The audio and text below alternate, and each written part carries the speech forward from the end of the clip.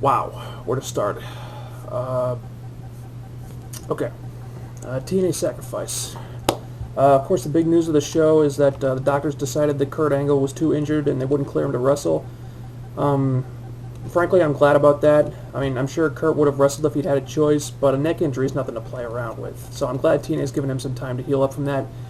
And the silver lining in this is that the surprise of the main event that we got as a result.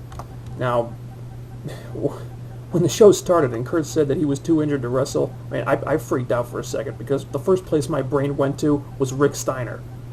Because they said on Impact that Rick was going to be at the pay-per-view for some reason, and when Kurt got taken out of the match, I was like, oh, fuck, please tell me they're not going to do what I think they're doing.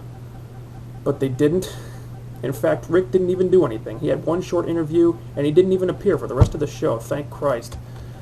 Instead, we got a great substitute for Kurt Angle in the main event, and I give TNA a ton of credit here, okay? They could have taken that spot and given it to Sting or Booker T or Kevin Nash or some other veteran, but what good would that have done, honestly?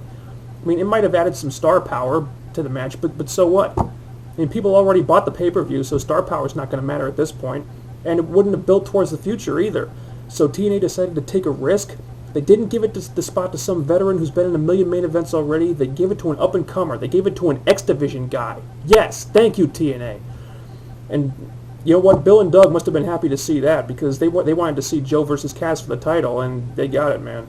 And Kaz was bumping his ass off in that match, too. I mean, he really helped make that match great. He looked like he belonged there. And the great thing was that I wasn't entirely sure that he wasn't going to win.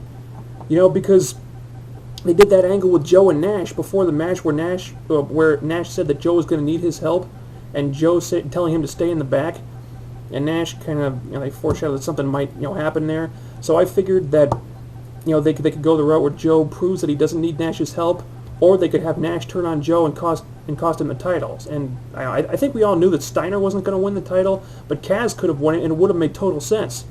Because the King of the Mountain match is next month, and the champ always loses the belt in the King of the Mountain. So they could have had Kaz defend the title in the King of the Mountain match, and then have Joe win it back, and then have Kaz get his X Division title shot at the pay-per-view after that, which would give Petey Williams an extra month to recover from his injury. So I kind of expected Joe to win, but I wasn't totally convinced that Kaz wouldn't win. And I love that, because I love watching a wrestling show when I'm not sure what's going to happen next. And you just don't get that with the WWE anymore. You don't get it. And you know what else surprised the hell out of me about this match? Scott Steiner. I had no idea Scotty still had a match like that in him. Oh my God, I expected him to gas out after like 90 seconds. But he had his working shoes on. He was in that thing from belt to belt, man. I couldn't believe it. And that wasn't the only great thing about this show either. Let's talk about the Terror Dome. Holy shit. When they first announced that thing, I thought that could easily just turn into some stupid, weird-ass steel cage variation. I had no idea how cool that thing was going to be.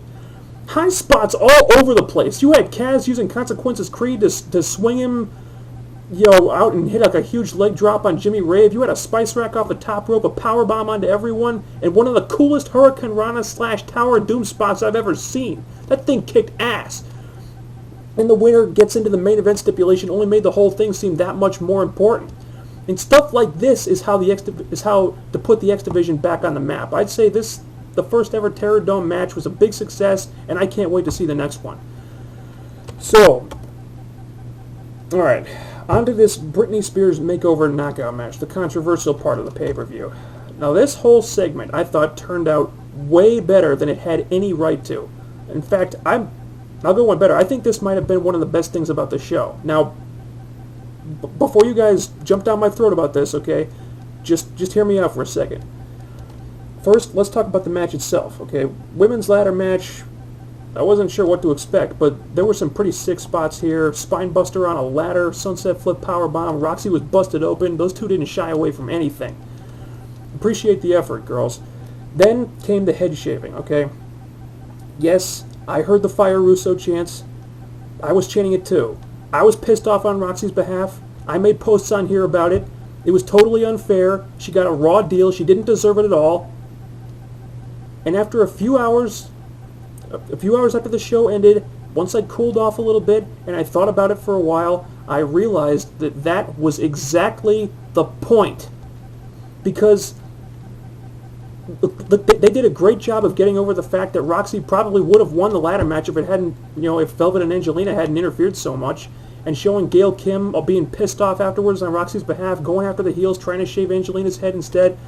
And they sold the head shaving thing so well, with Roxy crying in the chair and all the baby faces crowding around her in a show of support, while Velvet Love Entertainment just laughed their asses off.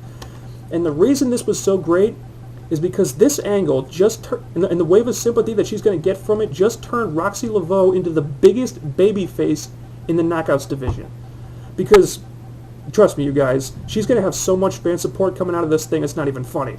I mean, you could hear it in the crowd. I mean, yes, they were chanting Fire Russo at first, but at the end, they were just chanting Roxy's name.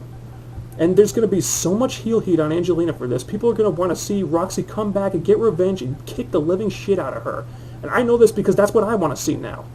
This whole Roxy Laveau beautiful people thing, this whole feud, I thought after Lockdown it was pretty much over. I mean, I thought it was played out. There was nothing else they could do with it. But this angle took it to a whole new level. This feud just got really fucking personal, and I want to see it continue. Of course, the majority of the show is built around this Deuces Wild tournament, and I think TNA handled the Awesome Kong thing about as well as they could have. And Kong was protected, but the men didn't look weak, so I was happy with that. And honestly, I thought they were going to make a much bigger deal out of that, but I was glad when they didn't. So that worked out. As far as the tournament itself, I think some of the matches probably didn't need to be on the show, and that's my only real complaint about Sacrifice. I think they could have had the preliminary matches on Impact the week before and given more time to the matches that really deserve to be on the card. Kip James and Matt Morgan versus LAX definitely didn't need to be there. AJ and Super Eric versus BG James and Kong, same deal. Although Kong wouldn't have been able to wrestle the men on Impact, so I guess that makes sense. Anyway, it came down to Team 3D versus LAX, and now finally LAX are the tag team champions again.